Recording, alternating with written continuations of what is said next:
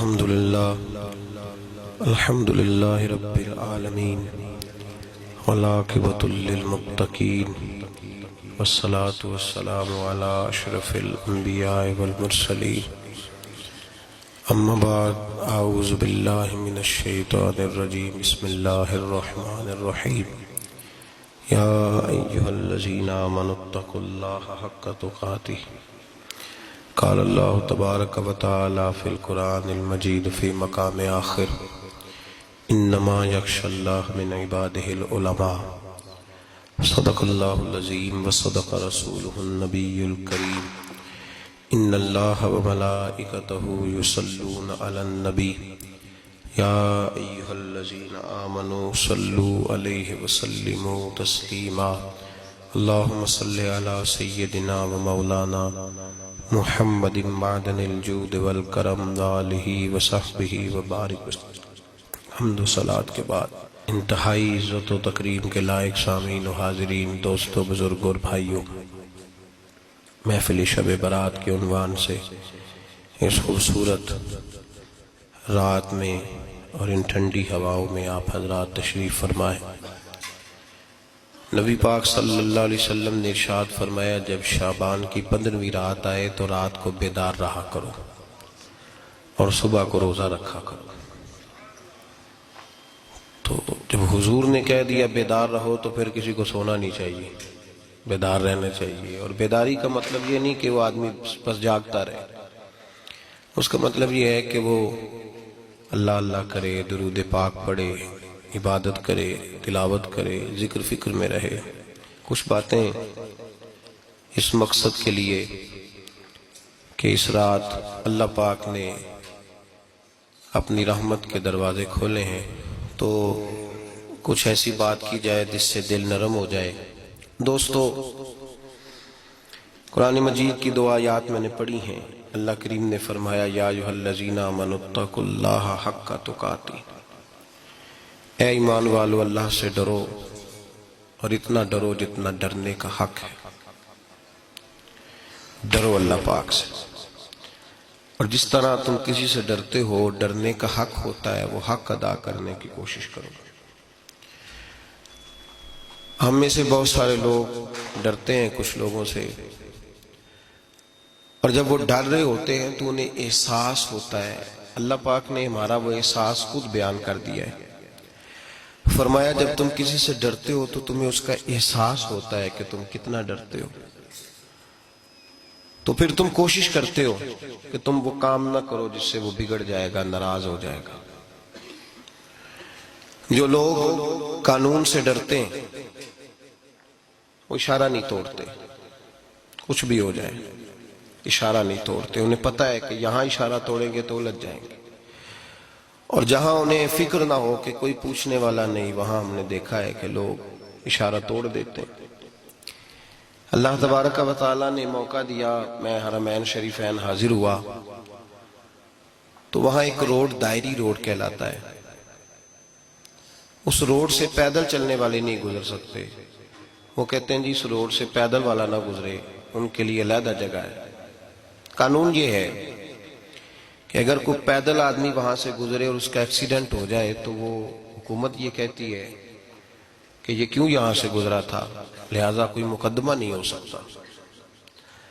وہاں ہم نے دیکھا ہے کہ لوگ اس سڑک پہ پیر بھی نہیں رکھتے، کہتے ہیں مر گئے تو بنے گا کچھ نہیں۔ یہاں بھی بہت سارے ایسے معاملات ہوتے ہیں کہ جہاں انسان محسوس کرتا ہے کہ یہ بڑا میرے لیے نقصان ہو جائے گا، تو وہ ڈرتا ہے۔ ایک چھوٹی سی بات ہے کہ رات کو کوئی آدمی اپنا دروازہ کھلا رکھ کے نہیں سوتا، حالانکہ کوئی حرج نہیں، کبھی کھلا رہ بھی جاتا ہے، اور اگر کبھی رہ جائے تو جس کی ذمہ داری بند کرنے کی ہو اس کے ساتھ پھر جو رویہ ہوتا ہے گھر والوں کا، یہ خوف ہے ہمارا اندر کا، تو بڑی شدت کے ساتھ ہم اس شخص کو سخت سست کہتے ہیں، ڈانٹتے ہیں، کہتے ہیں تو نے خیال ہی نہیں کیا، جمع پونجی لٹ جاتی تو یہ خوف ہے، یہ ہمارا اندر کا یہ خوف ہے۔ آپ بازار میں جائیں تو درجنوں لوگوں نے گن مین بٹھائے ہوئے ہیں، ان کا دل نہیں کرتا کہ اضافی تنخواہ دی جائے، کیا مطلب ہے ایک آدمی کو اضافی پیسے دینے کا، لیکن وہاں آدمی بٹھایا جاتا ہے، اس کو تنخواہ دی جاتی ہے، اس کی روٹی کا بندوبست کیا جاتا ہے، اس کے سارے ضروریات زندگی کا خیال رکھا جاتا ہے، اور پس منظر یہ ہوتا ہے کہ ڈر لگتا ہے اگر یہ شخص نہ ہوا تو ہمارے چوری ہو جائے گی۔ تو اللہ فرماتے ہیں کہ تو جہاں سے ڈرتا ہے تجھے پتا ہے، تو اس طرح کر کہ مجھ سے بھی اتنا ڈر جتنا ڈرنے کا حق ہے۔ یہ جھوٹ موٹ کا ڈراوا نہ پیدا کر کے اوہ اللہ معاف کرے جی، اچھا جناب بڑا ڈرتے ہیں آپ اللہ تعالیٰ سے، آپ نے تو کانوں کو ہاتھ لگائے، تو پھر آپ کیا کر رہے ہیں؟ اللہ معاف کرے جی میں تو بات نہیں کرتا، بس 2-4 آدمیوں کی پگڑی اچھالوں گا، اس سے زیادہ نہیں، ڈر لگتا ہے جی بات کرتے ہوئے، 15-20 آدمی بس میرے قابو آئیں۔ یہ کس قسم کا ڈر ہے؟ ڈرنے کا حکم دیا، اور میرے رسول کریم سید عالم صلی اللہ تعالی علیہ وآلہ وسلم نے ارشاد فرمایا کہ تو رب کریم سے دنیا میں ڈر جا جس طرح ڈرنے کا حق ہے۔ جب قیامت کا دن آئے گا تو اللہ تجھے ڈرائے گا نہیں بلکہ اپنی رحمت کی چھاؤں میں جنت میں داخل کر دے گا۔ یہاں ڈر، ایک جگہ تو اللہ نے فرمایا ڈرو، اور کچھ جگہوں پہ فرمایا کہ جو میرے علم والے بندے ہیں نا، جن کو میں نے علم دیا ہے، عالم ہے، ان کے بارے میں فرمایا کہ ان کے دلوں میں میری خشیت ہے۔ انما یخشی اللہ من عبادہ العلماء، اللہ کے بندوں میں سے جو علم والے ہیں وہ اللہ کی خشیت رکھتے ہیں۔ قرآن نے ایک جگہ کہا ڈرو، خوف کا لفظ بھی استعمال کیا، وَلِمَنْ خَافَ مَقَامَ رَبِّهِ جَنَّتَانِ، خوف بھی ہے اور خشیت بھی ہے۔ ان دونوں کا معنی ایک ہی ہے، ڈرنا، خوف کا معنی بھی اور خشیت کا معنی بھی، ڈرنا۔ جب آپ علماء لغت کو پڑھیں گے، عربی ادب کو جاننے والے لوگوں کا مطالعہ کریں گے تو انہوں نے یہی لکھا ہے کہ ان دونوں کا معنی ڈرنا ہے۔ میری طرف دیکھیے، توجہ کریں، کچھ سمجھانے لگا ہوں، اس نقطے کو ضرور سمجھیے گا۔ خشیت کا معنی بھی ڈرنا ہے، خوف کا معنی بھی، لیکن جب صوفیاء کے پاس جائیں نا، صوفیاء جو قرآن و سنت کی روح کی تفسیر کرنے والے ہیں، تو وہ کہتے ہیں نہیں، خشیت اور خوف میں فرق ہے، خوف اور ہوتا ہے، خشیت صوفیاء اس کی تفسیر اور کرتے ہیں۔ وہ کہتے ہیں خوف بھی ہوتا ہے اور خشیت بھی ہوتی ہے، الگ الگ چیزیں ہیں، ایک نہیں۔ بڑی خوبصورت بات ہے، اگر آپ سمجھ گئے تو آپ کو فائدہ دے گی۔ صوفیاء یہ کہتے ہیں کہ بھائی خوف ہوتا ہے اپنے گناہوں کا، کہ میں نے یہ گناہ کیے ہیں، اگر اللہ نے مجھ سے پوچھا تو مجھے بڑا خوف آتا ہے، مار پڑے گی، یہ خوف ہے۔ پھر سمجھ لیں، ایک آدمی نے حرام کا مال اکٹھا کیا ہے زندگی میں، معاذ اللہ اس نے بڑے پاپ کیے، گناہ کیے، شراب پی، بدکاری کی، معاذ اللہ تعالیٰ ثم معاذ اللہ، اب اسے ڈر لگ رہا ہے کہ اللہ تبارک و تعالیٰ نے پوچھا تو میں کیا جواب دوں گا، یہ خوف ہے۔ اور خشیت یہ ہے کہ ایک آدمی سارا دن نماز پڑھتا ہے، روزہ رکھتا ہے، عبادت کرتا ہے، اللہ کو یاد کرتا ہے، پھر بھی ڈرتا ہے، یہ خشیت ہے، یہ خشیت ہے۔ جو گناہوں سے ڈرے وہ خوف ہے، اور جو رب کی ناراضگی سے ڈرے وہ خشیت ہے۔ جو کہے یار میرا رب کہیں ناراض نہ ہو جائے، میرا رب کہیں مجھ سے، بڑی خوبصورت مثال دی۔ میں نے اپنے صاحب سے پوچھا کہ حضور یہ مسئلہ کیا ہے، تو فرمانے لگے ایک بادشاہ نے ایک غریب کی بیٹی اسے پسند آ گئی تھی، تو اس نے عزت کے ساتھ اس سے شادی کر لی، رشتہ بھیج کے وقار کے ساتھ۔ بیٹی کا باپ اپنی بیٹی کے مقدر پر رشک کرنے لگا کہ میری بیٹی کو بادشاہ نے پسند کیا ہے، بادشاہ کے شہزادے نے رشتہ بھیج دیا ہے۔ شہزادہ بیاہ کے لے گیا بیٹی کو، 20 کنیزائیں، نوکرانیاں اس عورت کی خدمت کرنے پہ لگی ہوئی ہیں، اس کا ہر حکم ماننے کو تیار ہے، لیکن وہ بی بی سویرے بھی رو پڑتی ہے اور شام کو بھی رو پڑتی ہے، روتی رہتی ہے۔ اس سے کسی نے پوچھ لیا کہ بی بی تو روتی کیوں ہے، 20 کنیزائیں ہیں، گھر میں سکون ہے، ہر شے ہے، تو روتی کیوں ہے؟ تو وہ کہنے لگی اصل بات یہ ہے کہ جو کچھ مجھے ملا ہے میں اس کے قابل نہیں تھی، تو میں ڈرتی ہوں میرا سائیں کہیں ناراض نہ ہو جائے، وہ ناراض نہ ہو جائے، میں قابل نہیں تھی، میری اوقات نہیں تھی، یہ من آنم کے من دانم، میں جو ہوں اس کا مجھے پتا تو ہے، اس نے میری حیثیت سے، میری اوقات سے، میرے ظرف سے، میری محنت سے بڑا بڑھ کے مجھے عطا کر دیا، میری چونکہ اوقات سے زیادہ دے دیا تو میں ڈرتی ہوں وہ ناراض نہ ہو جائے، کہیں میری یہ کھیل، یہ جو میں نے گھونسلہ بنایا ہے، یہ کہیں میرا ٹوٹ نہ جائے۔ میرے بھائی، میرے رسول کریم سید عالم صلی اللہ علیہ وسلم کے امت کے اولیاء، صلحاء، صوفیاء، اتقیاء، صحابہ، اہل بیت، یہ لوگ جب روتے تھے تو یہ کوئی اس لیے نہیں روتے تھے کہ یہ آج دوپہر کو چینی میں ملاوٹ کر کے آئے ہیں تو اس لیے رو رہے ہیں رات کو، اس لیے نہیں روتے تھے کہ آج انہوں نے جو شکر بیچی ہے اس شکر کے اندر بورا ملایا ہوا تھا، اس لیے نہیں رو رہے کہ آج 10 15 20 لاکھ رشوت کا مال بینک میں جمع کر، اس لیے تھوڑی روتے تھے، یہ تو اس لیے روتے تھے کہ اللہ تو نے بڑا کچھ عطا کیا ہے، کہیں ہم سے ناراض نہ ہو جانا، یہ تو اس کی خشیت میں رو رہے تھے۔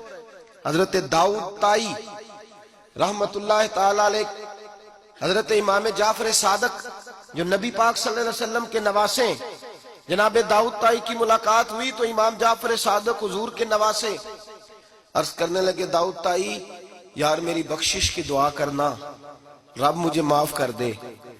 تو حضرت داؤد طائی رحمت اللہ علیہ فرمان لگے، امام صاحب آپ حضور کے نواسے ہیں، میں نے دعا کرنی ہے کہ آپ نے میرے لیے کرنی ہے؟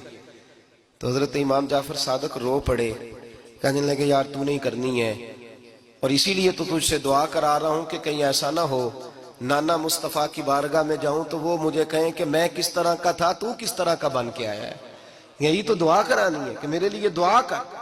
جو جتنا بڑا ہوتا تھا نا اتنی زیادہ خشیت ہوتی، اور گناہگار کے تو اللہ تبارک و تعالیٰ بعضوں کا سزا دیتا ہے، آنسو سلب ہو جاتے، اس کو تو اپنے گناہوں پہ رونا ہی نہیں آتا، وہ تو روتا ہے بچہ نہ ہو تب روتا ہے، وہ تو روتا ہے پیسے نہ ہو تب روتا ہے، وہ تو اس وقت روتا ہے جب اس کا مال چلا جائے، اس کو تو بعضوں کا گناہگار کو تو بعضوں کا سزا ملتی، اللہ فرماتے تو دنیا کے لیے روئے گا، میرے لیے نہیں رو سکتا۔ اور جو رب کریم کے بندے ہوتے ہیں انہیں اللہ کہتا ہے تو دنیا سے بے نیاز ہے، تیری آنکھ سے آنسو جب بھی ٹپکے یا میرے لیے ٹپکنا چاہیے یا محمد مصطفیٰ کے لیے ٹپکنا چاہیے۔ آپ اگر اس بات کو تھوڑا سا غور کے ساتھ سمجھے تو تمام اولیاء صلحات کیا یہ رو رہے ہیں، تڑپ رہے ہیں، کیا اس کی وجہ تھی؟ نمازیں کم رہ گئی تھی، روزوں میں کمی تھی، فرائض ادا نہیں کرتے تھے کہ رویا کرتے تھے؟ کیوں روتے تھے؟ حضرت سیدنا عمر فاروق رضی اللہ تعالیٰ عنہ کے بارے میں صحابہ کہتے ہیں جناب عمر فاروق جب نماز پڑھاتے اتنا رویا کرتے تھے کہ 7ویں صف تک ان کے رونے کی آواز جایا کرتی، 7ویں صف تک ان کے رونے کی آواز جاتی۔ ہم لوگ بن کے بیٹھ گئے ہیں، ہم لوگ بن کے بیٹھ گئے، ہم یہ سمجھتے نہیں کہ ہماری حیثیت کیا تھی اور رب کریم نے ہمیں نوازا کیا ہے۔ آپ پڑھیے کتابیں، میرے رسول پاک صلی اللہ علیہ وسلم فرماتے ہیں میرا عمر جس گلی سے گزرے شیطان رستہ بدل جاتا ہے۔ نبی پاک فرماتے ہیں میرا عمر جب تک دنیا میں رہے گا دوزخ کو تالا لگا رہے گا۔ اس صاحب عزد الغابہ نے لکھا ہے نبی پاک صلی اللہ علیہ وسلم نے حضرت جبریل امین کو بلایا، فرمایا چل میرے عمر کی شان بیان کر۔ تو حضرت جبریل امین علیہ السلام عرض کرنے لگے یا رسول اللہ صلی اللہ علیہ وسلم 950 سال اگر اللہ مجھے عمر دے، 950 سال رب عمر دے اور پھر بھی میں عمر فاروق کے فضائل بیان کروں تو میں نہیں کر سکتا، عمر کی شان میں نہیں بیان کر سکتا، 950 سال بھی اگر میری عمر ہو۔ نبی پاک نے فرمایا پھر میرے ابو بکر کے بارے میں، عرض کی یا رسول اللہ ابو بکر کی تو بات اس سے بہت آگے کی ہے نا، وہ نبی پاک کتنی عظمت بیان کر رہے ہیں، کس قدر زیادہ رسول کریم صلی اللہ تعالی علیہ وآلہ وسلم ان کی عظمت بیان کرتے ہیں۔ حضرت عمر کیا کہتے ہیں، وہ لوگوں کو بتاتے پھرتے ہیں کہ تم نے دیکھا ہے نا میری کتنی عظمت ہے، وہ یہ نہیں کہتے، حضور فرماتے ہیں عمر کی بڑی شان بڑی شان بڑی شان۔ اور عمر کے پاس جب بھی کوئی جاتا ہے کہتے ہیں عمر آپ کا کیا مقام ہے، تو عمر فرماتے ہیں میں تو اونٹ چرانے والے کا بیٹا ہوں، میں تو اونٹ چرانے والے کا بیٹا ہوں، میں تو اونٹ چرایا کرتا تھا، میں تو 10 اونٹ نہیں سنبھال سکتا۔ حضرت فاروق اعظم رضی اللہ تعالیٰ عنہ سے کو پوچھتے جناب عمر آپ کا کیا حال ہے، تو آپ فرماتے یہ تو میرے مقدر ہے کہ میری بہن نے قرآن سنایا تو میں در رسول تک پہنچ گیا، ورنہ مجھے پوچھنے والا کوئی نہ ہوتا۔ کبھی جناب علی المرتضیٰ کا بازو پکڑ کے کہتے ہیں علی تو نہ ہوتا تو عمر ہلاک ہو جاتا، بھائی حضور شانے بیان کرتے ہیں. نبی پاک کہتے ہیں میرے ابو بکر نے احسانات کیے, بڑے احسانات کیے, میں نے سب کا بدلہ چکا دیا. ابو بکر کا نہیں چکایا. اللہ کی بارگاہ میں عرض کروں گا یا اللہ تو ہی اسے بدلے دے. اور جناب ابو بکر صدیق سے کوئی پوچھتا ہے ابو بکر آپ کا کیا حال ہے, تو ابو بکر صدیق فرماتے ہیں مجھ سے میرے اندر کا عالم نہ پوچھو, اگر قیامت کے دن اعلان ہوا نا کہ سارے لوگ بخشے گئے ایک باقی بچا ہے, تو مجھے ڈر لگتا ہے اکیلا ابو بکر ہی بچ جائے گا جو نہیں بخشا جائے گا. مجھے ڈر آتا ہے. او بھائی پن کے بیٹھ گئے لوگ, لوگوں کو پوچھ کر کے دیکھیں, کہتے ہیں کیا پاپ کیا ہے, کیا ہو گیا ہے. خشیت سے کانپتی ہوئی روحیں, تڑپتے ہوئے میرے رسول پاک کے غلام, اولیاء اللہ صوفیاء کرام کے رونگٹے کھڑے ہیں رب کریم کے خوف سے. جو جتنا مالک کو جانتا ہے اتنا کانپ رہا ہے, اتنا ڈر رہا ہے. جس کی آنکھوں سے آنسو خشک ہے, مطلب یہ ہے یہ رب کو جانتا ہی نہیں. اسے کیا خبر اس کا جلال کتنا ہے, اسے کیا خبر اس کا عذاب کتنا ہے, تو کیا جانے. ان بطش ربک لشدید, جب وہ پکڑتا ہے تو بڑا سخت پکڑتا ہے. حضرت عثمان غنی کو 3 دفعہ میرے نبی پاک نے فرمایا جنتی ہے, جنتی ہے. العثمان فی الجنہ, العثمان فی الجنہ, العثمان فی الجنہ. 3 دفعہ حضور نے جنت کی بشارت دی. میرے مصطفیٰ کریم نے فرمایا میرا عثمان گلی سے گزرے تو فرشتے بھی اس کی حیا کرتے ہیں. جناب عثمان غنی جن کو میرے نبی نے 2 بیٹیاں دے کے کہا عثمان میری 100 بیٹی بھی ہوتی, ایک کے بعد دوسری انتقال کرتی جاتی تو میں ساری تیرے نکاح میں دے دیتا. وہی حضرت عثمان غنی قبر پہ کھڑے ہیں حضور کے وصال کے بعد, ایک قبر پہ کھڑے, آنکھوں سے آنسو جاری ہے, داڑھی ساری آنسوؤں سے بھر گئی ہے, روتے ہی جاتے ہیں, روتے ہی جاتے ہیں. غلام کہتا عثمان یار رونا ہمیں چاہیے, رونا ہمیں چاہیے, جن کو کوئی بشارت نہیں اور آپ کو تو 3 بشارتیں, روتے کیوں ہو. جناب عثمان غنی فرمانے لگے جس مصطفیٰ نے مجھے جنت کی بشارت دی اسی رسول نے فرمایا تھا قبر آخرت کی منزلوں میں سے پہلی منزل ہے, آخرت کی منزلوں میں سے پہلی منزل. سوچتا ہوں اگر رب کریم نے عثمان سے حساب پوچھ لیا, حساب کیسے دینا ہے. میرے مصطفیٰ کریم نے, یہ تو بات ہے نا جناب عمر کی, یہ تو بات ہے حضرت عمر کی, حضرت ابو بکر کی, جناب عثمان غنی کی. اور جس شیر خدا کے بارے میں نبی پاک نے فرمایا علی منی وانا من علی, فرمایا علی اور میں 2 نہیں, میں علی ہوں اور علی میں ہے. جن کو فرمایا من کنت مولا ہوں وہذا علی مولا, جس کا میں مولا اس کا علی بھی, اس کا علی بھی. جس مولا علی شیر خدا کو یہ درجہ دیا. ولی المرتضی اٹھے ہیں, نماز کا وضو کیا ہے, مصلی کی جانب جانے لگے تو جناب علی کا وجود تھر تھر کانپنے لگا, تھر تھر, چھم چھم آنسو برسنے لگے. حضرت سیدنا امام حسن آگے بڑھے, ابا جی کیا ہوا. فرمایا حسن ڈر رہا ہوں, مالک کی بارگاہ میں جا رہا ہوں, کہیں رب علی کو دھتکار ہی نہ دے, کہیں مالک علی سے حساب ہی نہ پوچھ لے, کہیں اللہ تبارک و تعالیٰ ناراضگی کی نظر سے نہ دیکھے. او بھائی ہم لوگ اتنے دلیر, اتنے تگڑے, اتنے سیاہ, اتنے عقل مند, اتنے گناہوں کے پیچھے پہاڑ ہیں, لیکن مجال ہے کوئی ایک قطرہ وہ آنسو جو ہم نے سنبھال کے رکھے ہیں دنیا داری پہ بہانے کے لیے. کبھی اپنا حساب کر, کبھی سوچ. روز شکوہ کرتا ہے, کہتا ہے میرے پاس پیسے نہیں, گاڑی نہیں, کار نہیں, کوٹھی نہیں, سرمایہ نہیں. کبھی سوچ جو کچھ ہے اگر رب کریم میرے اور آپ کے اعمال دیکھے تو ہماری حیثیت ہے کہ وہ سارا کچھ ہمیں دیا جاتا, ہماری اوقات تھی کہ وہ ہمیں دیا جاتا جو اس نے دیا ہے. ٹٹول کے دیکھیں, عمر گزر گئی شکوے کرتے, ذرا پلٹ کے دیکھیں. اگر ہمارے گناہ اور ہماری نیکیاں اکٹھی کی جائیں تو ہم جزا والے نہیں سزا والے نکلتے ہیں معاذ اللہ. محمود غزنوی بڑا پیار کرتے تھے ایاز کے ساتھ, بڑا پیار کرتے تھے, نوازا کرتے تھے. روز کوئی نہ کوئی تحفہ ملتا تھا ایاز کو. کچھ حسد کرنے والوں نے کہا محمود تو اسے تحفے دیتا ہے اور یہ جنگل میں اسلحہ اکٹھا کر رہا ہے, یہ تیرے خلاف علیحدہ سے فوج تیار کر رہا ہے, کچھ وقت آئے گا یہ تجھے چھوڑ کے علیحدہ سے بادشاہی کا دعویٰ کر دے گا. محمود غزنوی کہنے لگے یہ کس طرح کی بات, کہا تمہیں پتہ ہے کہ ایاز عصر سے لے کر عشاء تک کہاں رہتا ہے. محمود کہنے لگے یار واقعی میں نے کبھی پوچھا تو نہیں. شک کا بیج بو دیا, شک کا بیج بو دیا. محمود غزنوی کہنے لگے اچھا آج میں پیچھا کروں گا, تفتیش کروں گا, تحقیق کروں گا کہاں جاتا ہے. تحقیق کروں گا۔ محمود غزنوی نکلے پیچھا کرنے۔ عصر کے بعد ایاز نے جنگل کا رخ کیا، محمود بھی پیچھے پیچھے ہو لیے۔ کہتے ہیں جنگل کے بیچ جا کے ایک جھونپڑی آئی، اس جھونپڑی کے اندر ایاز گئے، دروازہ کھولا، اندر چلے گئے۔ مجھے بڑا غصہ تھا کہ ہر بات مجھے بتاتا ہے، یہ کیوں نہیں بتائی؟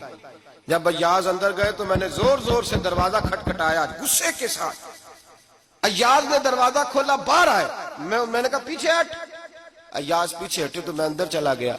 محمود کہتے ہیں جب میں اندر گیا تو میں نے اس جھونپڑی میں ایک پرانا کرتا لٹکا ہوا دیکھا، ایک ٹوٹے ہوئے جوتے پڑے ہوئے دیکھے، ایک چھوٹا سا ڈنڈا دیکھا، ایک مٹکا، ایک پیالہ دیکھا۔ میں نے ساری تلاشی لی تو چند ٹوٹی پھوٹی پرانی چیزیں۔ میں نے کہا ایاز یہ کیا ہے؟ تو کہتے ہیں ایاز کہنے لگا بادشاہ ٹٹول کے دیکھ لے، یہی کچھ ہے جو تو نے دیکھا۔ میں نے کہا یہ ہے کیا؟ کہتے ہیں ایاز پیروں میں بیٹھ گیا، تڑپ کے رونے لگا، کہنے لگا بادشاہ یہ میری اوقات ہے، یہ میری اوقات ہے، یہ میری اوقات ہے، یہ میری اوقات ہے۔ کہا کیا مطلب؟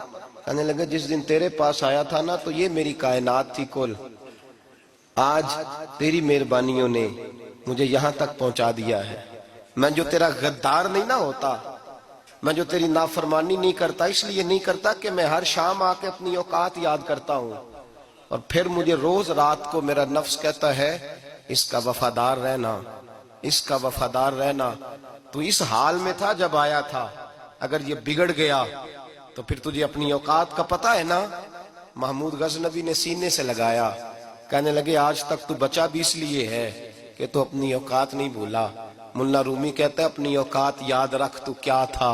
تجھے ایک رات سونے نہ دے تو اپنی ٹانگوں پہ کھڑا نہیں ہو سکتا، تیری وہ آنکھ لے جائے تو کچھ نہیں کر سکتا، وہ تجھے معذور کر دے تو کچھ نہیں کر سکتا۔ 30 سال کے اونچے 7 فٹ قد کے جوان اس نے فالج زدہ کر کے ہسپتالوں میں ڈال دیے، وہ کچھ نہ کر سکے۔ بڑے بڑے پہلوان جو کہتے تھے کہ ہم اٹھے تو دنیا اٹھتی ہے، اس نے پھینک دیے منو مٹی کے نیچے، کچھ نہ کر سکے۔ اپنی حیثیت نہ بھول۔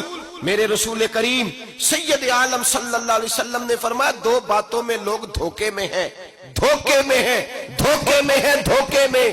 یا رسول اللہ کون سی؟ فرمایا جو صحت مند ہے وہ دھوکے میں ہے، وہ سمجھتا ہے میں کبھی بیمار ہی نہیں ہوں گا، مجھے روز اسی طرح نیند آئے گی جس طرح اب آتی ہے، میں روز اسی طرح اٹھوں گا جیسے اب اٹھتا ہوں، میں اتنا ہی لمبا چوڑا رہوں گا جس طرح آج ہوں، میرا حسن اسی طرح قائم رہے گا جیسے آج ہے۔ تو دھوکے میں ہے، دھوکے میں۔ بڑے بڑے آئے اور بڑے بڑے مٹی کا ڈھیر ہو گئے، فنا ہو گئے، کل من علیہ فان، فنا ہو گئے، کوئی پوچھنے والا نہ رہا۔ اور میرے رسول پاک نے فرمایا جو فارغ ہے، جن کو رب نے اپنی عبادت کے لیے فارغ کیا، اپنے دین کی نوکری کے لیے فارغ، وہ بھی دھوکے میں ہیں، وقت ضائع کر رہے ہیں، چوک اور چوراہے میں کھڑے ہیں۔ میرے بھائی جب اپنی حیثیت انسان بھولتا ہے، حیثیت بھولتا ہے پھر وہ شکوہ کرتا ہے، جب اپنی اوقات بھولتا ہے پھر شکوہ کرتا ہے، جب وہ بھول جاتا ہے کہ میں کیا تھا پھر وہ شکوہ کرتا ہے۔ حضرت سیدنا امام اعمش رحمت اللہ علیہ بازار میں کھڑے تھے تو بادشاہ کا بیٹا گزرا، اکڑ کے گزرا، آپ نے بازو پکڑ کے کھینچا، فرمایا جا کے اپنی ماں سے پوچھ اور اپنے باپ سے پوچھ تیری اوقات کیا ہے۔ اکڑ کے چلتا ہے، جا پوچھ ان سے تیری حیثیت کیا ہے۔ حضرت جناب سیدنا امام اعمش نے ڈانٹا تو واپس آیا، آگے کہنے لگا ابا وہ امام کیا کہتا تھا کہ میری اوقات کیا ہے، کیا اوقات ہے میری؟ تو باپ اور ماں دونوں گھورنے لگے، کہنے لگے بیٹے ہمارے پاس دولت بھی تھی، گھر بھی تھا، مکان بھی تھا، جائیدادیں بھی تھی، بادشاہت بھی تھی، پر ہم دنیا کے دروازوں سے بھیک مانگ مانگ کے تھک گئے تھے۔ عرش کا مالک ایک بیٹا عطا نہیں کرتا تھا، ایک بیٹی نہیں دیتا تھا، تڑپ گئے تھے، روتے تھے، سسکتے تھے۔ پھر وہی امام احمد جنہوں نے آج تجھے گلی میں کھڑا کیا ہے اس کے دروازے پہ جا کے بیٹھ گئے۔ ہم نے کہا رب ناراض ہو گیا، دعا کرو ہم سے راضی ہو جائے، چلو زیادہ نہیں ایک لال ہی ہمیں دے دے۔ کہا امام احمد دعائیں کیا کرتے تھے تو تب اللہ پاک نے تو ہمیں عطا کیا تھا۔ تیری او بھائی اپنی حیثیت کا تو تعین کر، تو بڑھ بڑھ کے باتیں کرتا ہے، تو بڑا کھل کھل کے بولتا ہے، اپنی حیثیت کا تو تعین کرنا، ذرا اندازہ تو کرنا کہ تو کون تھا، کہاں سے آیا ہے، تیری اوقات کیا ہے۔ یہاں لوگ ایک منٹ میں آگے نکل جاتے، پلٹ کے دیکھ تو صحیح۔ اور میرے بھائی جو بڑے لوگ تھے وہ تڑپا کرتے تھے۔ حضرت فضیل بن عیاض رحمت اللہ علیہ فرماتے ہیں بغداد میں بارش نہیں ہوتی تھی، قحط پڑ گیا، جانور پیاس سے مرنے لگے، جوان بچے بوڑھے نڈھال ہونے لگے۔ فرماتے ہیں میں بھی نکلا، سفیان ثوری بھی نکلے، اور بھی کئی صوفیاء میدان میں نکلے، دعائیں مانگی، پر بارش نہیں ہوتی تھی۔ فرماتے ایک جھونپڑی سے ایک سفید بالوں والا اور گندمی رنگ والا ایک بوڑھا غلام نکلا جو کسی کا ملازم تھا، باہر آیا جھونپڑی سے، ہم اسے دیکھ رہے تھے، وہ ہمیں دیکھ نہیں رہا تھا۔ فرماتے ہیں اس کے چہرے پر عبادت کے نشان تھے، دور سے اس کا چہرہ دیکھتے لگتا تھا کوئی رب کریم کا بندہ ہے۔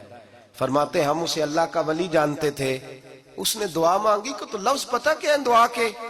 ہاتھ اٹھا کے کہنے لگا مولا مجھے پتا ہے یہ جو بارش نہیں نہ ہو رہی ہے میری وجہ سے نہیں ہو رہی، میرے گناہوں کی بڑی لمبی فہرست ہے، بڑی لمبی لائن ہے۔ کہنے لگا اے اللہ میری اکیلے کی وجہ سے سارے بغداد کو سزا تو نہ دے، رب کریم جوان بھوکے، بچے بھوکے، مائیں ترس گئیں، بچے ترس گئے، جانور پانی کے قطرے، اللہ گناہ تو میرے اکیلے کے ہیں اور ان سب کو سزا کیوں دیتا ہے؟ نہ میری سزا سب کو تو نہ دے، میری سزا صرف مجھے دے، ان کو نہ دے۔ کہتے ہیں ابھی اس کے ہاتھ اٹھے ہوئے تھے، دعا بول رہا تھا، رب کریم نے فوراً بارش عطا فرما دی۔ فرماتے ہیں کھل کے بارش برسی۔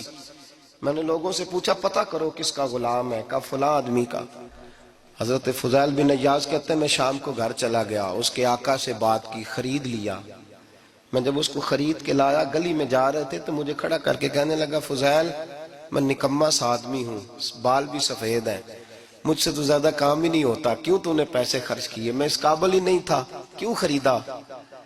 تو حضرت فضیل ابن عیاض کہتے ہیں میں نے اس کو کہا کل جو تو نے دعا مانگی تھی تو نہیں دیکھ رہا تھا، ہم دیکھ رہے تھے، تو مقبول ہے رب کریم کی بارگاہ کا، تجھے اس لیے خرید کے لایا ہوں تو مقبول ہے۔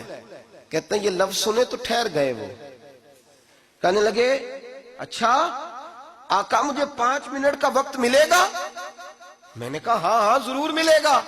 کہتے ہیں انہوں نے وہیں نماز کی نیت باندھ لی، 2 رکعتیں پڑھی اور 2 رکعتیں پڑھ کے ہاتھ اٹھائے، کہنے لگے مولا تیرا اور میرا راز تھا، تو نے راز کیوں کھولا؟ اللہ مسترنا بسترک الجمیل، یا اللہ تیرے پاس پیارے پیارے پردے ہیں، ایک پردہ مجھے عطا کر دے، مجھے اپنا رکھ، مجھے لوگوں کے سامنے میرے پردے نہ کھول۔ آپ فرماتے ہیں یہ کہہ کہ وہ زمین پہ بیٹھے کلمہ شہادت پڑھا، ان کی روح پرواز کر گئی۔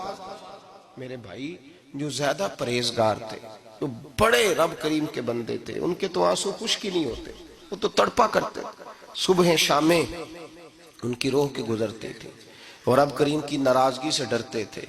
وہ کہتے تھے مالک کہیں ناراض نہ ہو جائے، کہیں بگڑ نہ جائے۔ میرے رسول کریم صلی اللہ علیہ وسلم کے صحابی کہتے ہیں ایک جنگ سے خوشخبری آئی، تو جو خوشخبری لانے والے تھے وہ حضرت عمر فاروق رضی اللہ تعالیٰ عنہ کے پاس پہنچے خوشخبری دینے۔ حضرت عمر رضی اللہ تعالیٰ عنہ کھڑے تھے، صحابی نے آ کے کہا عمر مبارک ہو۔ جناب عمر کچھ لوگوں سے گفتگو کر رہے تھے، بات چیت جاری تھی، کہا مبارک ہو فتح ہو گئی۔ حضرت عمر کہنے لگے ٹھہر تو جا، اس سے تو بات کر لینے دے جس سے کر رہا ہوں۔ جب کہنا ٹھہر تو جا، تو جو پیچھے کھڑے تھے وہ شرمندہ ہو گئے۔ اتنی سی بات ہے نا، چودھری تو بندہ بنتا ہی تب ہے جب 5-10 کی ایک دن کے اندر بےزتی کر لے، پڑھا لکھا تو بنتا ہی تب ہے جو 10-15 کو جاہل کہہ لے، تو بڑا تو بنتا ہی تب ہے جو 5-6 کو نیچا دکھا لے۔ تو یہ ہماری ڈگریوں کا تو مزاج ہی بڑا مختلف ہے، ہم تو اعزاز والے ہوتے ہی تب ہیں جب کچھ چھوٹا ہوگا تو ہم بڑے ہوں گے نا، ہم تو چاہتے ہیں ہمیں کچھ چھوٹا ملے، کسی کو چھوٹا کر کے اس کے قد پہ سوار ہو کے بڑا ہونا چاہتے ہیں۔ اتنی سی بات تھی کہ ٹھہر جانا یار پہلے اس کی تو سن لینے دے۔ وہ شرمندہ ہو گئے صاحب۔ جب وہ شرمندہ ہوئے تو سیدنا فاروق اعظم دوڑے گئے۔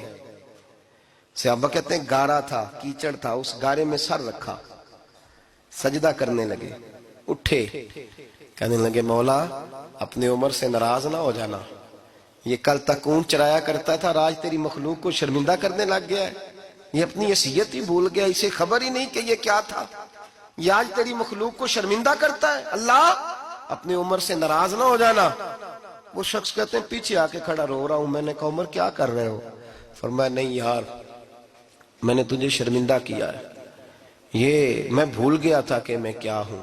بھائی اپنی حیثیت کا تعین کریں، آؤ آج اپنی حیثیت کا تعین کریں، دیکھیں ہم کہاں تھے، کہاں بیٹھے، پلٹ کے دیکھیں کیا تھے، ہم کیا ہیں، راتیں کہاں گزرتی ہیں، صبح کہاں بیتتی ہیں۔ ایک لمحے کے لیے پلٹ کر اپنے ظلم، زیادتیاں، جھوٹ، غیبتیں، بے حیائیاں، اپنی زندگی کے امور کا اگر ہم یک نظر جائزہ لیں، پیچھے پلٹ کے دیکھیں تو حضرت جناب سیدنا غوث اعظم جیلانی رضی اللہ تعالیٰ عنہ فرمایا کرتے تھے اگر لوگ اپنے گناہ یاد کریں تو وہ پریشان ہو جائیں کہ ہمیں پانی کا قطرہ کیوں مل رہا ہے، وہ اگر اپنی غلطیاں یاد کریں تو انہیں احساس ہو کہ ان کا سانس کیسے چل رہا ہے۔ بھائی اگلی بات سنو گے تو اور حیران ہو جاؤ گے۔ حضرت غوث اعظم رضی اللہ تعالیٰ عنہ فرمایا کرتے، آپ فرمایا کرتے کہ اب خیال آتا ہے، اب سوچ آتی ہے کہ رب کریم نے کتنی ڈھیل دی ہوئی ہے۔ ہم ہیں کہ سمجھتے ہیں یہ میری عقل مندی کا کمال ہے کہ مجھے سارا کچھ نافرمانی کے باوجود بھی مل رہا ہے۔ بھائی خشیت الہی پیدا کریں۔ جتنا بندہ بڑا ہوتا تھا اس کے دل میں خوف بھی اللہ کا وہ جانتا تھا۔ حضرت امام اعظم ابو حنیفہ بیٹھے تھے تو ایک بی بی فتویٰ پوچھنے آئی۔ بی بی روز خاوند سے مطالبہ تو کرتی ہے، فلاں چیز چاہیے، فلاں چیز چاہیے، اللہ کرے وہ یہ مطالبہ کرنے لگ جائے کوئی شے نہیں چاہیے، جو چاہیے حلال کا چاہیے۔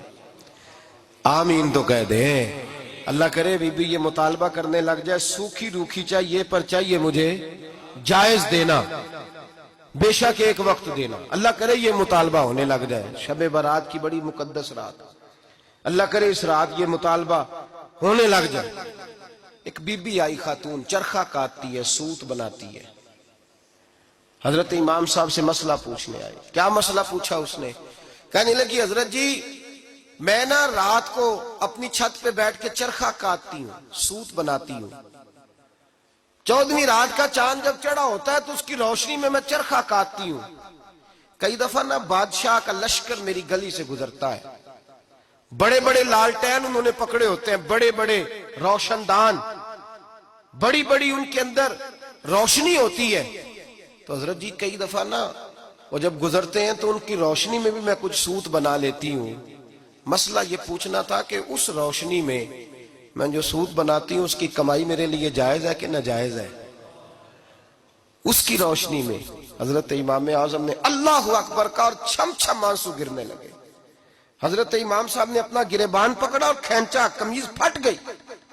کہنے لگے بی بی مسئلہ چھوڑ، تو پہلے بتا تو ہے کون، کہاں سے آئی ہے، کون ہے، بتا۔ تو کہنے لگی میں حضرت بشر آفی کی ہمشیرہ ہوں، میں حضرت بشر آفی، وہ جو درویش ننگے پیر نہیں پھرتا رہتا بغداد کی گلیوں میں، میں اس عظیم بھائی کی بہن ہوں، بشر آفی کی ہمشیرہ ہوں۔ تو حضرت امام اعظم فرمانے لگے کوئی اور بی بی آتی تو اس کے لیے جائز تھا، کیونکہ وہ جان بوجھ کے تو کسی کی روشنی نہیں استعمال کرتی، خود آتی ہے، کوئی اور آتی تو جائز تھا، تیرا مقام بڑا ہے، تیرے لیے جائز نہیں، تیرے لیے جائز نہیں، تو اپنی حیثیت کا تعین کر، یہ تیرے لیے درست نہیں۔ بھائی بڑا تو تب ہوگا جب تیری احتیاط بڑی ہو جائے گی، بڑا تب ہوگا جب تیرا تقوی بڑا ہو جائے گا، بڑا تو تب ہوگا جب تو حلال حرام کے معاملے میں باریک باریک چیز کا خیال رکھے گا۔ اور اگر تو کہ خیر ہے دیکھی جائے گی، ساری دنیا کر رہی ہے، ساری زمانہ کر رہا ہے، فلاں بھی کر رہا ہے، وہ خدا کے بندے یہ کس طرح کا معاملہ ہے، یہ کس طرح کی جمہوریت ہے؟ اپنے آپ کو سمجھائیں اور میرے عزیز خشیت والی زندگی پیدا کریں، تقوی والی زندگی پیدا کریں۔ ہم لوگ ایسا وقت گزار رہے ہیں، اور یہ یاد رکھنا ہمیشہ انسان دنیا میں آتے ہیں، اس شہر کے بہت سارے لوگ ہو گزرے، علماء، مشائخ، صوفیاء، تاجر، زمیندار، آپ کسی بھی شعبے میں ٹٹولیں گے تو آپ کو کئی نام ملیں گے۔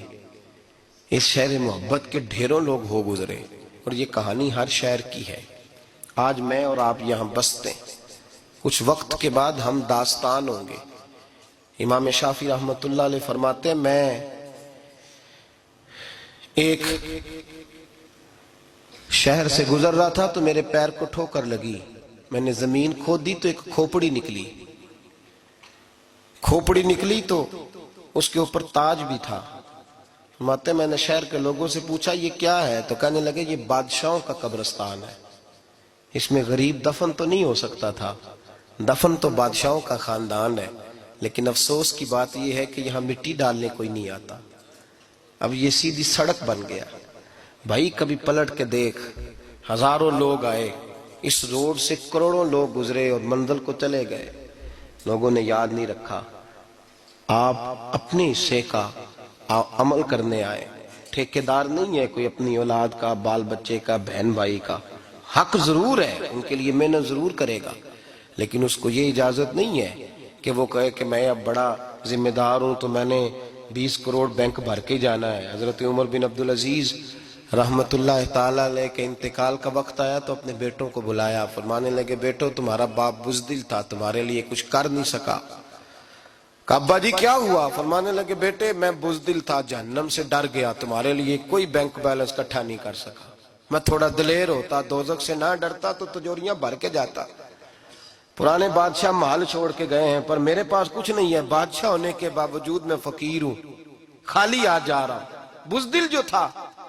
آپ نے جب یہ لفظ کہے تو بچے رونے لگے، کہنے لگے ابا جی ہمیں تو فخر ہے، ہمیں تو فخر ہے، جس گلی سے بھی ہم گزرتے ہیں کپڑے ہمارے سادے ہوتے ہیں پر لوگ دکانیں چھوڑ کے ملتے ہیں، کہتے ہیں نیک باپ کی اولاد جا رہی ہے، یہ بڑے مرتبے والے باپ کی اولاد جا رہی۔ بھائی یاد رکھیں، خشیت الہی پیدا کریں، نہ اپنی ذات کے ساتھ ظلم کریں۔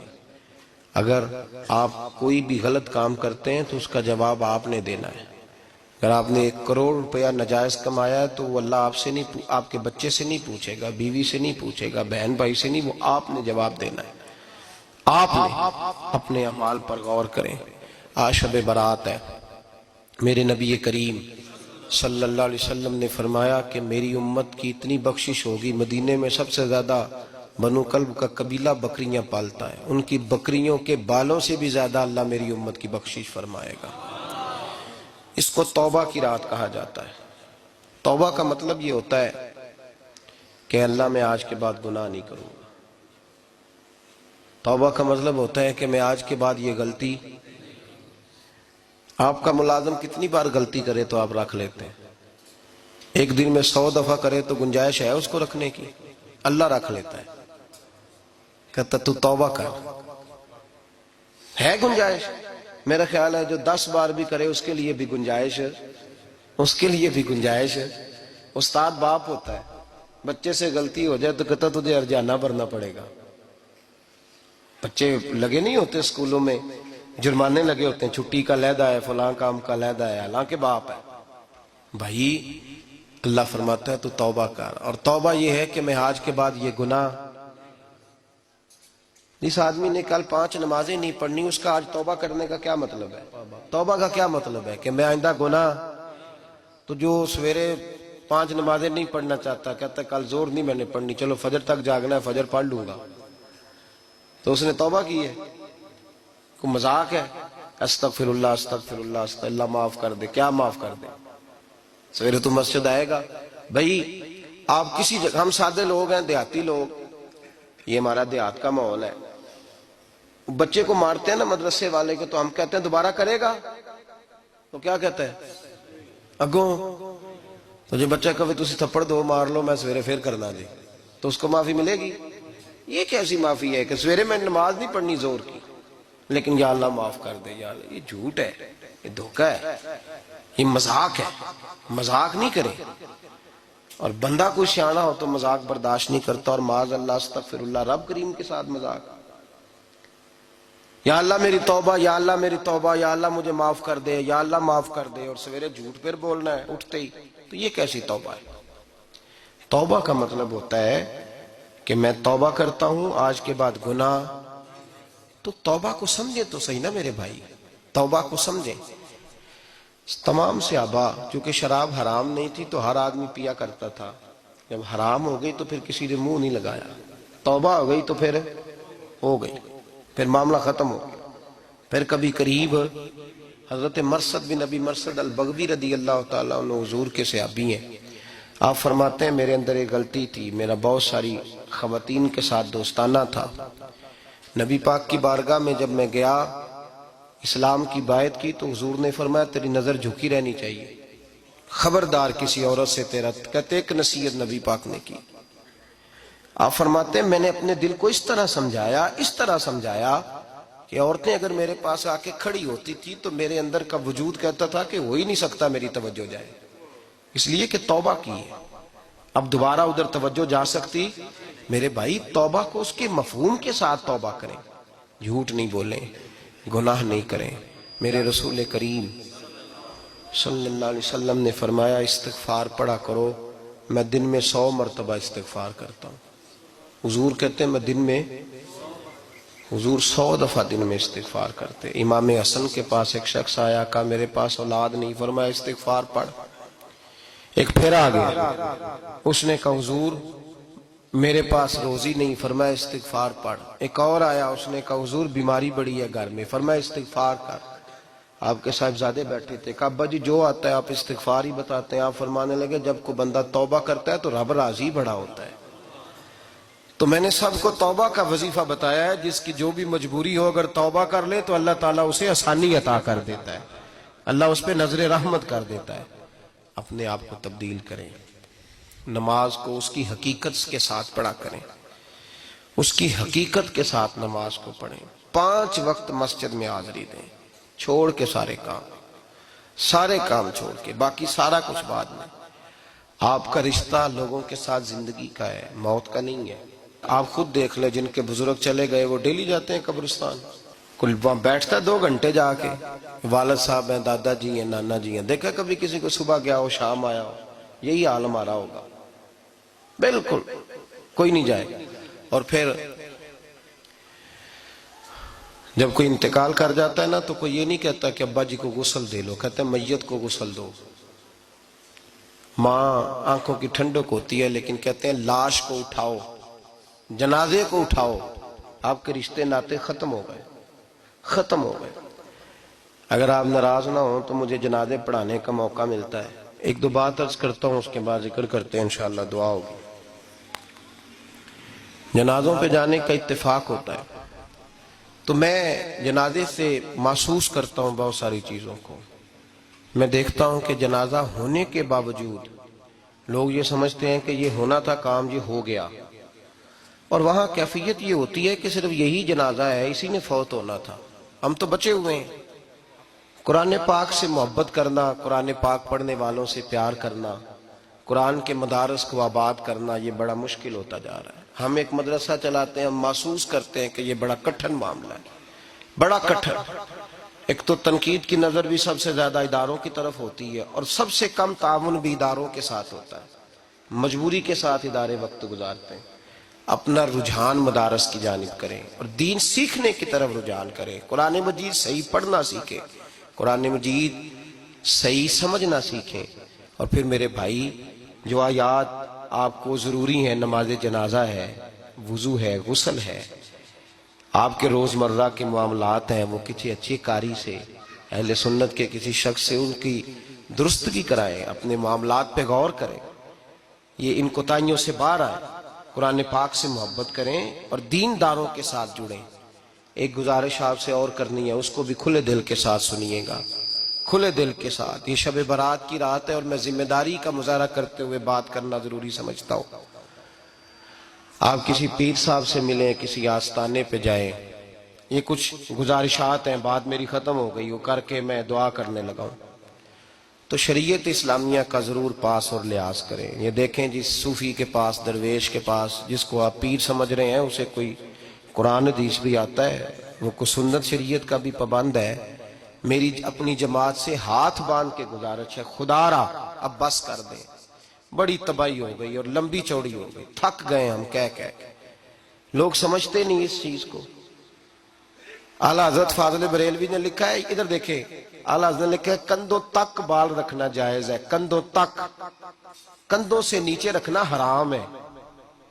کیسے اس شخص کو لوگ پیر مان لیتے ہیں جس نے داڑھی سنت سے چھوٹی رکھی ہوئی ہے؟ بال بڑے رکھے ہوئے ہیں، یہ ملنگ صاحب ہیں، ان تماشوں سے باہر آ جائیں، اللہ تبارک و تعالیٰ کی بارگاہ کی طرف رجوع کریں۔ ہم دم کے قائل ہیں، درود کے قائل ہیں، میں سارا دن پتہ نہیں بیسیوں تعویذ لکھ کے دیتا ہوں، ہمارے بزرگوں کا طریقہ ہے، یہ چیزیں جائز ہیں، ان کی شریعت میں اصل ہے، دلیل ہے، لیکن کل دین یہ نہیں ہے۔ اپنے آپ کو بچائیں اور علم کی طرف رجوع کریں، تقوی کی طرف رجوع کریں، ان ظالموں سے، بہروپیوں سے اپنے آپ کو بچائیں۔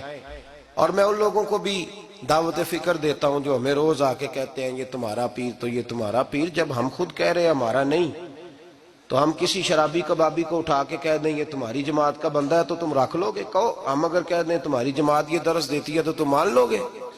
یہ کیا بات ہوئی؟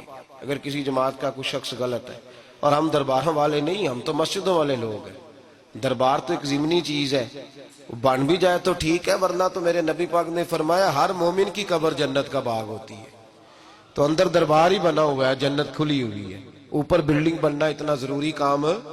مہربانی فرمائیں ایک تو اپنے آپ کو دین کی طرف راغب کریں، رمضان شریف آئے گا اپنی اصلاح کی کوشش کریں، اور جب کسی دینی مجلس میں جائیں تو روح کی دنیا لے کر کے جائیں، کچھ سیکھنے کے ارادے سے جائیں، کچھ درس لینے کے ارادے سے جائیں، جمعے پڑھیں، دروس سنیں، تو کچھ لینے کے ارادے سے جائیں، اور دین کی خدمت میں اپنے حصے ڈالنے کی کوشش کریں۔